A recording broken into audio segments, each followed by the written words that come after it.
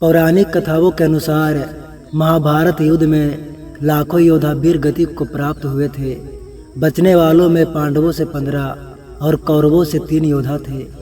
इस तरह इस युद्ध ने पूरे भारतवर्ष को लगभग योद्धा विहीन कर दिया। कुरुक्षेत्र में भाग लेने वाले सभी योद्धा पुरुष थे, जिनकी विधवा औरत और परिजन शोक में डूबे थे। लेकिन युद्ध के 15 वर्ष बाद वो सभी मृत योद्धा एक रात के लिए जीवित हो गए थे, जहां उनकी न सिर्फ मुलाकात हुई बल्कि कई विधवा पत्नी अपने पतियों के साथ बैकुंठ जाने के लिए जल समाधि में चली गई। आइए जानते हैं महाभारत युद्ध के बाद आखिर क्या हुआ।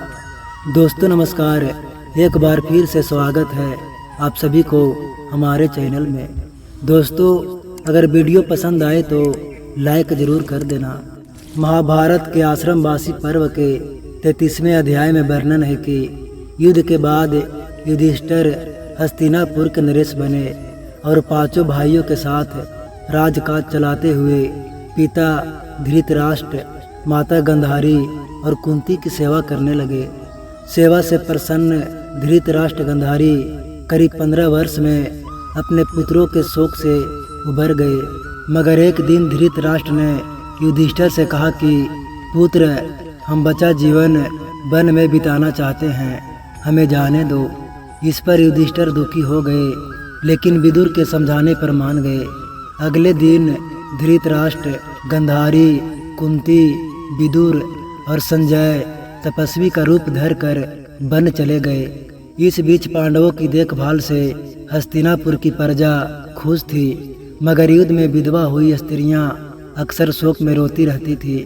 कुछ समय बाद एक दिन सहदेव को माँ कुंती से मिलने की इच्छा हुई, तो वहीं भीम, अर्जुन, नकुल और उनकी पत्नियां भी कुंती से मिलने के लिए आतुर हो गई।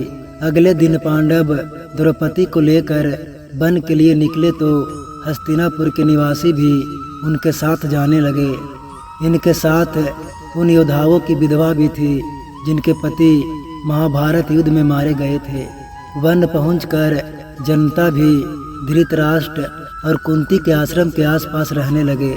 इसी बीच एक दिन महर्षि वेदव्यास पांडवों से मिलने आश्रम आए, मगर यहाँ पांडव सहित हस्तिनापुर के निवासियों को परिजनों के शोक में डूबा देखकर कहा कि आप लोग वीरगति को प्राप्त परिजनों के लिए शोक न करें, वे सभी स्वर्ग या फिर दूसरे लोक में सुखी है। महर्षि वेदव्यास की इन बातों का लोगों पर असर नहीं हुआ। इस पर महर्षि ने कहा कि आज रात मैं आपको परिजनों से मिलवाऊंगा। तब धृतराष्ट्र और गांधारी ने युद्ध में मृत पुत्रों और कुंती ने कर्ण को देखने की इच्छा प्रकट की।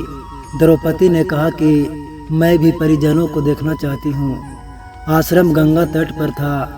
सूर्यास्त होने से पहले महर्षि वेदव्यास सभी को लेकर गंगा तट पर पहुँचे। फिर सूर्यास्त के बाद उन्होंने तपोबल से महाभारत में मारे गए योद्धाओं का आवाहन किया। इसके बाद एक एक कर सभी योद्धा गंगा जल से निकलने लगे। थोड़ी ही देर में भीष्म, द्रोणाचार्य, कर्ण, दुर्योधन, दुशासन, अभिमन्यु, धृतराष्ट्र के सभी पुत्र, द्रौपदी के 5 पुत्र, ये सभी वीर योद्धा जल से बाहर निकल आए। महर्षि वेदव्यास ने धृतराष्ट्र गांधारी को दिव्य नेत्र दिए।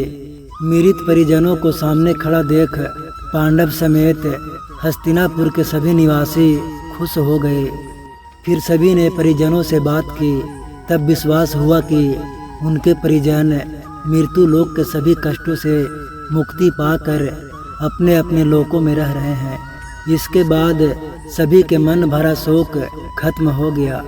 एक रात की मुलाकात के बाद मारे गए योद्धा एक एक कर गंगा जल में डुबकी लगाकर गायब होने लगे।